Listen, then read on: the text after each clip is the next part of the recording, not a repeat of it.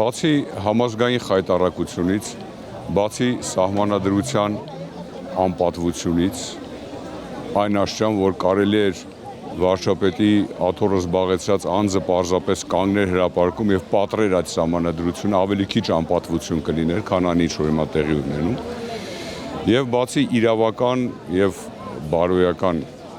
ասպեկտից, ես ուզում եմ ասել ժողովուրդ, իմ սիրելի հայ ժողովուրդ, դուք կստանաք դեռ շատ արհավիրքներ, ոչ միայն սա։ Այնպիսի արհավիրքներ, որ այն ինչ որ մեր վրա եկել եւ անցել է, դա կթվա անցողիկ մի բան, որովհետեւ օծյալի վրա ձեռք բարձրացնող, եկեղեցին անարգող,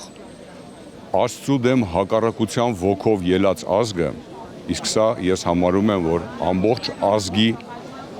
խայտառակությունն է եւ ամբողջ ազգի խարանն է, չի կարող պատահի Ինչպես արևն ու անձրևն են տրվում արդարին եւ մեղավորին, այնպես էլ մենք պիտի կրենք այս այլասերվածների արարքները։